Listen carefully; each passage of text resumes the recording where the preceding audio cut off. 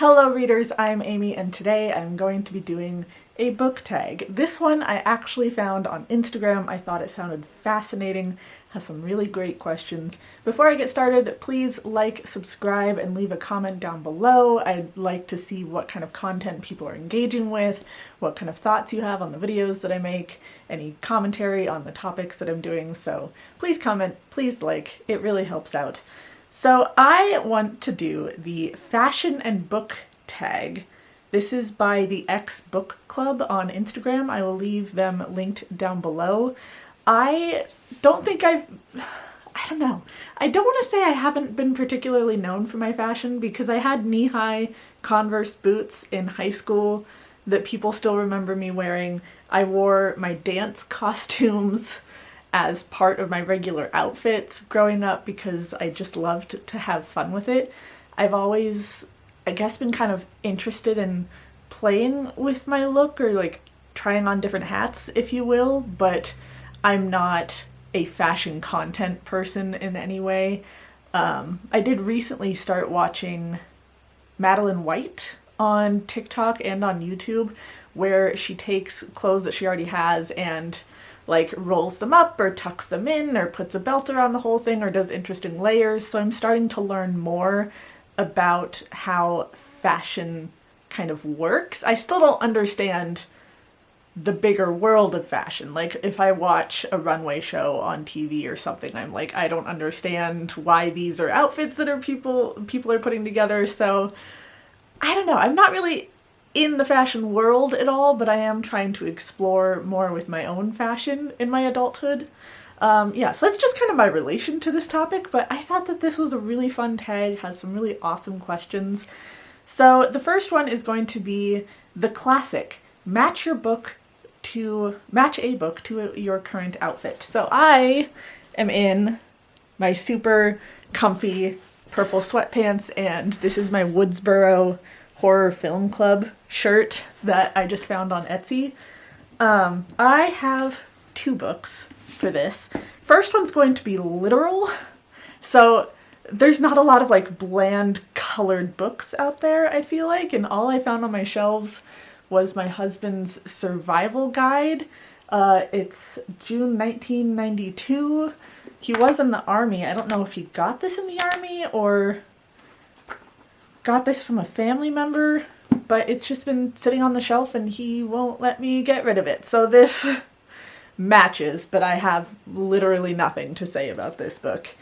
But the book that I first thought of when thinking of more of a bland color of cover, and that I actually think fits really well for this tag, is Quality Land by Mark Uekling. It's German. I've said it before, I have a review on this where I think I pronounce it a little better. But this looks like an Amazon box, and the whole book is like a, what is it, a sarcastic, there's a word that I'm trying to look for. It's a take on Amazon, it's making fun of it, it's having a good time with it. I really enjoyed this book, absolutely 5 stars. I don't do a ton of humor, but I would say that's more humor oriented, and with the Amazon look to it, it just fits really well because this tag is going to talk about fast fashion. So the second question, how do you source your books? Buy new, secondhand, library? Is this similar to how you shop for clothes? I have sourced my books in all sorts of ways throughout my life. Growing up, I lived in a really small town, so I only really got books every couple of months when we would come to the bigger cities. My parents didn't want to spend like too much money on books, but I had a fair collection, and my grandma had a lot of books from her school days and her mother's school days, and I still have one of the storybooks that she grew up with. It's like super old, falling apart. I don't really open it up anymore because I don't want to destroy it any more than it's already destroyed. When I started BookTube, I did mostly secondhand books, but it's always been kind of a mix of secondhand and new. This year has definitely been a focus on new books. In the last year, I've basically landed my dream job. I'm working in graphic design. The team is amazing. The work is amazing. the paycheck is actually like a livable wage, which is a huge deal. I have some extra spending money, so I've really gotten to treat myself this year to new books. And I think that's amazing to kind of see where I've come since starting this channel, to see how far I've come in my adult life. But also that makes questions like this really important. I do volunteer with the local Friends of the Library, so I'm taking pictures of their used books a lot and coming up with advertisements for their book sales. And most of the time whenever I go down there, I find a book that I like. I'll pay $1, $2 for it. Sometimes they let me just take a book since I volunteer there and do all their social media stuff. But this year's definitely been more new books, and it feels good to say that because I can actually afford it now, and it also feels weird to say that because I'm not getting as many secondhand books. And I remember making book challenges and stuff centered around backlist books, just to kind of try and make myself relevant, because backlist books don't get nearly as much attention on YouTube, which is just kind of how influencing and the internet works. You always want the new stuff. You want to talk about the new things. Like, there's this new book that just came out and it's really interesting, and this author is really important, or this author did this really shitty thing, so we shouldn't pay attention to their new book. And it's all this focus on this new stuff. And the idea too is that if I buy more new books this year, then I can put out reviews on those and maybe get more subscribers and build my channel and get more attention and get more engagement. And I haven't really been reviewing those new books because my filming moods have been weird this year. And I think that this is a much bigger conversation of why are we so focused on the new? And like, yes, the new is really interesting, but what about the older stuff that is still relevant? Or maybe we get tired of those conversations and want to come up with new conversations. I don't know if this is making any sense. I feel like I'm getting rambly. I am not great with words, and I don't typically write a ton of notes for these videos because I'm just not that kind of filming person. I don't like the idea of reading off of a teleprompter. I think that I personally would come off as really robotic that way. I just kind of do a verbal vomit. Yeah, just, I guess, some thoughts on that. My library, I don't use my library that much. I'll use it sometimes on Libby. I actually use a lot more out-of-state libraries on Libby because Montana does have a really small population compared to most other states. So I just don't have as many resources. There aren't as many new books available through that library. I used to have the Brooklyn Public Library card. That card was canceled because their out-of-state program got canceled. So I'm currently using the Houston Public Library, and I think every year I'm going to go back to the Book Riot list and try a different library and maybe eventually do a video on like what are the best out-of-state libraries. At this point, I mean, next year I might actually be able to do 2 or 3 different libraries and kind of see how that goes, although I'm not tracking statistics on what books are available. But I'm definitely, I have this notify me category on Libby, and I'm using that a lot more with the Houston Library. Brooklyn Public Library had most new books available. Houston Public Library, there's like a 50-50 chance. But I do use my Libby app quite a bit. Sometimes I just need an audiobook. I'm someone who watches a ton of videos, listens to a lot of audiobooks because I need that sound to keep me company, particularly working from home and being alone all the time. Not all the time. I mean, my husband comes home eventually. But I work alone, essentially. I have coworkers, but they're all out of state. They're all over Teams and Zoom. Is this similar to how I shop for clothes? Yes and no.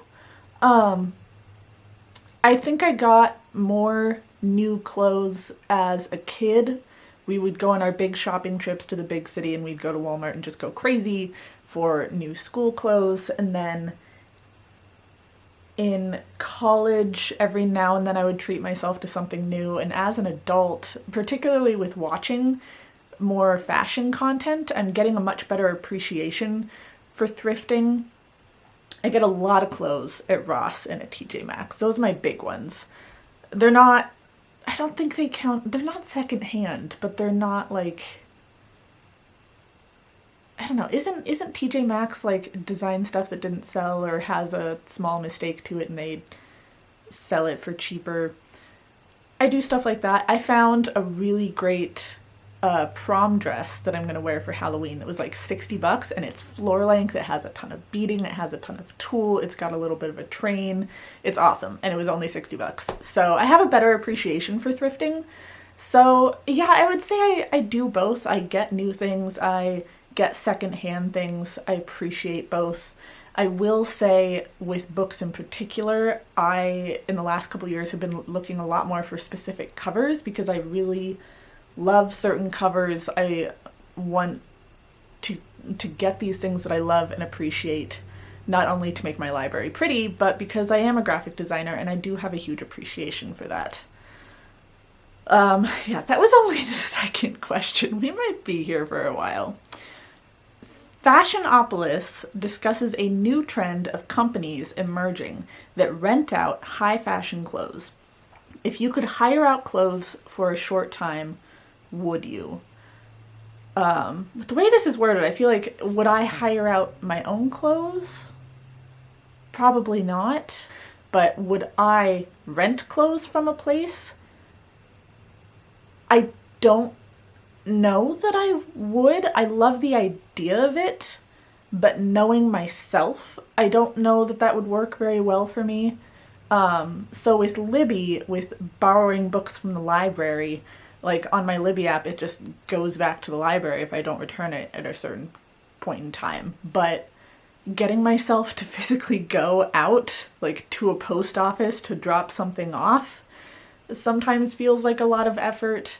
And a lot of the clothes that I do pick up, I end up really loving and want to hold on to them, so I don't know that I would necessarily want to rent. But come to think of it, there are also a lot of clothes that I buy that I'd actually get it and try it on and end up only wearing it 2 or 3 times. So I think renting is a fantastic idea, just knowing myself with my desire to stay home and not remembering that I need to take stuff to the post office, which I have things that have needed to go to the post office and I have not gone. Knowing myself, I don't know that that would necessarily work for me. But that said, we can always kind of work on changing our habits. So, and another point is, this is Montana. I don't think I have that many fashion rental resources.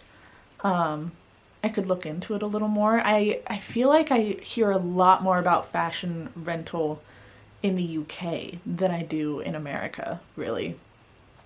Next one. Do you think about how books are made? Are there fast fashion books? Some books have many editions and sprayed edges, etc. Would you buy multiple editions of your favorite books? So, firstly, do I think about how books are made? From a design perspective, yes. I don't really think about the sourcing of the books. I know that's become a bit of a bigger discussion in the last couple of years with bigger publishing companies versus smaller publishing companies, smaller presses, who is and isn't getting published. I haven't really engaged too much in that conversation. I don't pay any attention to the publishers that I'm getting my books from. I can see myself maybe trying to do that more in the future, but right now it's like if I see a book I'm interested in, I pick it up. I do work through, I don't work with or work through. I have a membership in the Simon Books Buddy program. So Simon & Schuster will reach out to me with like a list of books for review. I'll pick one. They'll decide if they're going to send it to me or not. And a lot of the Simon & Schuster books I've really not particularly liked, and the ones that I have, I'm kind of indifferent. Like, they're good, but I won't reread them. So that kind of makes me wonder, like, is it that publisher that I'm not liking and their taste in books? I think that would be something interesting to look into, particularly if you are someone who has arcs coming from multiple different publishers. Maybe take a look at which publishers are more likely to have a book that you like, because I think that would be a really interesting conversation. Some books have many editions or sprayed edges, etc. I just got the first Evernight box 2 months ago and got a special edition of that, which I didn't like. Silver Nitrate, I thought it was really boring. I couldn't finish it, so I'm really disappointed because it's such a beautiful edition and it was expensive. And I do think that, I don't know, there's something to be said for having different or unique items, but also, like, a lot of people want those. Is that a desire to have what other people have? Is it a desire to have the thing because you have passion for it? I have heard that Sarah J. Maas has books coming from different publishers, and you have to, like, collect them all to have all of the different additional chapters. I think that's horrible. That is very fast fashion-y to me, where you're putting out all of these books and making them exclusive. Well, actually, I guess it's not even fast fashion. It's hard to compare fast fashion to books, because when I initially thought of fast fashion and books, I was thinking of self-publishing, actually. Not that I know a ton about it, but in my experience, self-published books tend to be more poorly done in a lot of ways, mostly because people who self-publish, in my experience, tend not to edit themselves. There are so many really simple grammar mistakes that can be made or that aren't caught. There's a ton of parts in self-published books that I think need to be cut or edited down. That's what I think of when I think fast fashion, because you're skipping this whole process, which that process is really hard, and it's really hard to find a publisher from what I hear.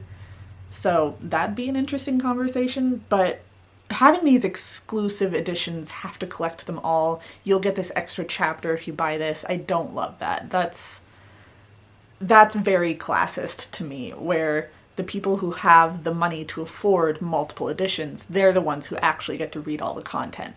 Like, it's $30 to get a single novella hardcover anymore. Like, I don't want to have to buy 6 of those just to have the complete content. If I'm paying $30 for a hardcover, you better give me the entire book. That's just not fair. Anyways. Would you buy multiple editions of your favorite books? Yes, absolutely.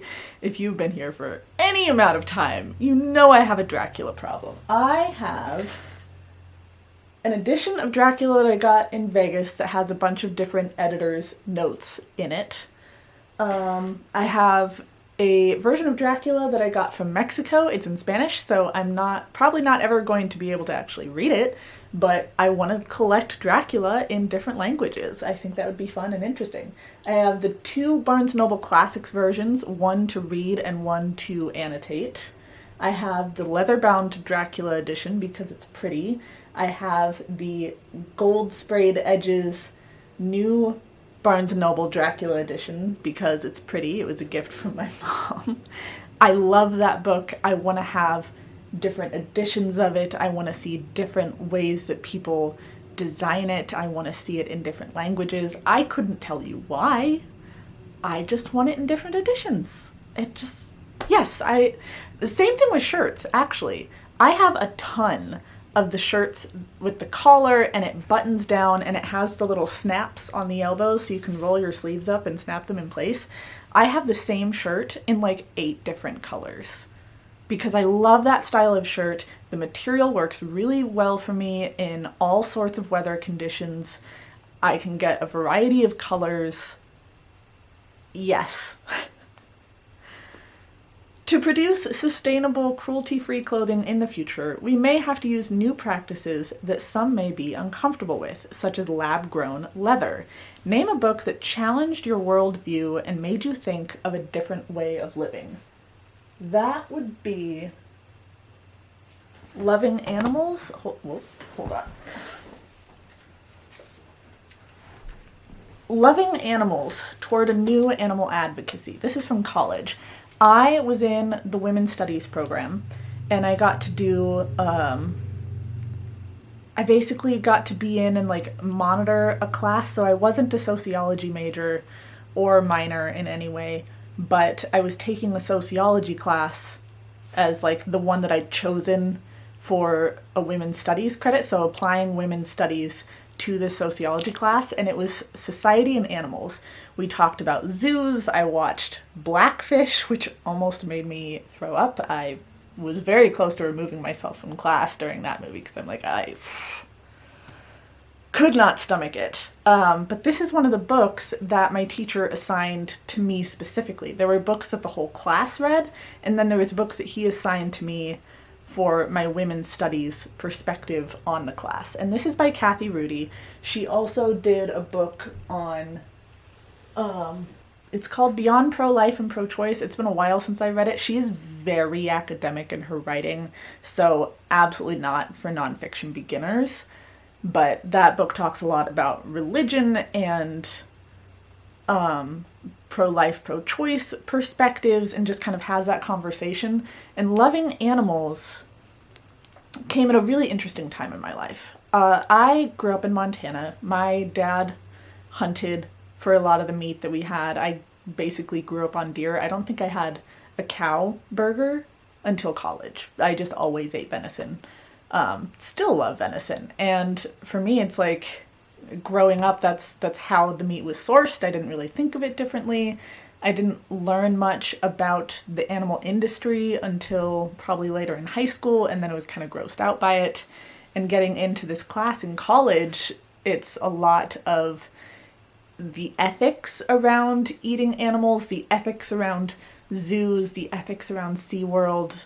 So there was one point, particularly after Blackfish, where I went to the grocery store and I looked down at this whole chicken that I wanted to make for dinner, and I just start crying in the middle of the grocery store. And I'm like, oh my gosh, am I gonna have to go vegetarian or vegan? Because a lot of my diet is meat, and that's what I was used to. And it was this whole crisis.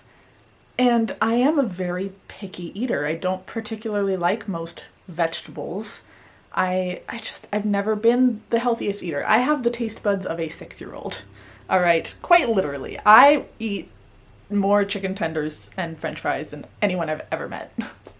But loving animals made me feel better about myself and kind of gave me a different perspective, where a lot of people have left really bad reviews for this book, because when it comes to eating animals, there are basically two camps and only two camps: to eat or not to eat. They're very, very passionate. But this book is like, look at how you're sourcing it. She basically says it's okay to eat meat if you know where your meat is coming from. So like, she'll go to a local ranch and watch a chicken get slaughtered and take that home, because she knows that that chicken had a good life, had a good meal, was well taken care of, wasn't kept in a cage. Like, whenever you see grass-fed beef as the label on a packaging, that doesn't really mean anything. They might have had a different diet, but they're still a caged animal that's under a lot of stress and anxiety in their environment. So it just gave me a different perspective on food and how to feel a little bit better about the way that I eat and the way that I source things and how to better source foods. So that's the book that really changed my mind. Made me think differently. Fast fashion houses seek out top new designs and rush to bring them into an everyday market.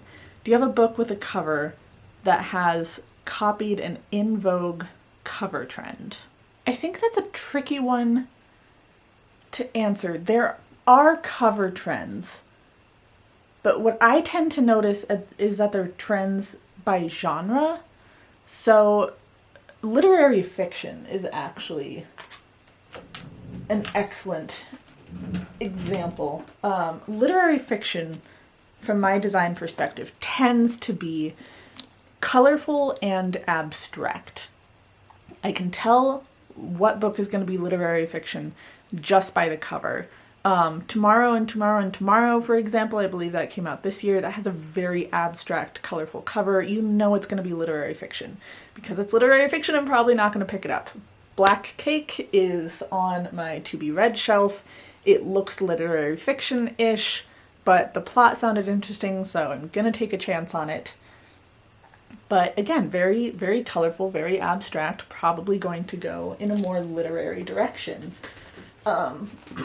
Memoirs and biographies and autobiographies always have someone's face on it. There are very few that don't follow this trend. That's just what's in vogue for the genre. Oh, you know what else is World War II romances? World War II is becoming very popular in fiction these days, and everyone has some sort of romance story to tell through the lens of World War II. And let me tell you, every single World War II romance cover is identical. Examples on the screen. Oh my god, if I have to see another book about World War II romance released with this fucking cover, as a graphic designer, this kills me. In my job, yes, there are certain things that I need to follow for a genre. I do graphic design for the government, so I need to stick to specific topics and styles. But within that, I can play with things. I can play with positioning. I can play a little bit with shape. I can try something a little different, and placement can be everything. And if people would just tweak these covers a little bit, make them slightly different from each other, do a different text treatment, it kills me. I don't want to talk about this anymore. And I need to move on so I can finish this tag. Technology is changing the way that clothes are manufactured. In the not too distant future, home 3D printing of clothes is expected. You could essentially design your own clothes and print them yourself. If you could submit tropes you loved to new tech AI like ChatGPT and receive back a full novel, would you want to read it? No. Right now, AI is not there yet. It doesn't do art particularly well. You end up with a bunch of extra eyes and a bunch of extra fingers. Using your ChatGPT stuff to come up with papers that you turn in for school doesn't work. There's too many weird sentence structures and weird mistakes. It can come up with these concepts and stuff, but it's not unique. It doesn't check itself. It doesn't edit its work. Absolutely not. And while I have tropes that I like, I also really love to see new takes on them. I want something new. I want something interesting. I want something a little different that AI just can't do right now. Name an eco-fashion company or green publishers that you like, have used, or intend to use. I can't name a single fashion company. I don't keep track of them, and eco-fashion is very out of my price range most of the time, thus thrifting. Green publishers, I don't actually know anything about, and after this video I might go check that out. What book covers would you want to turn into outfits to wear, or would you wear if they were a pattern on clothing? I don't know that I really have an answer to that. Like, there's the Barnes & Noble leather bounds, or like the special edition Illumicrate covers that have the shiny bits, or the super colorful ones. Like, I got the Priory of the Orange Tree duology, and like, this is a really beautiful, colorful cover. Would I wear this as clothing? Probably not, because I don't do a ton of really busy prints. I like floral prints, but you see floral a lot in novels. It's not really something new. I don't know. For me personally, and where I'm at in fashion, book covers don't necessarily translate to fashion prints that well, for me personally.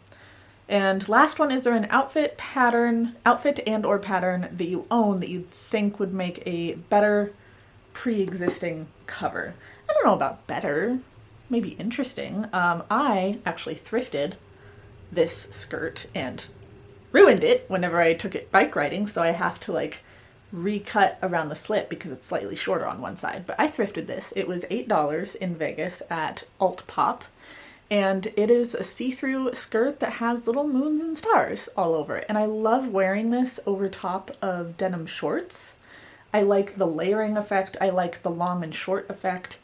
And I think that this could make a really pretty cover. Just have like a black witchy cover with little shiny moons and stars all over it. I think that would be pretty. Yeah, that is it for my very long-winded answers to the fashion and books tag. Please, someone else do this because I want to know if you get as rambly as I do. Yeah, please like, subscribe, be my friend on social media, check out the fashion book tags from X Book Club on Instagram. I will see all of you in my next video. Bye, friends.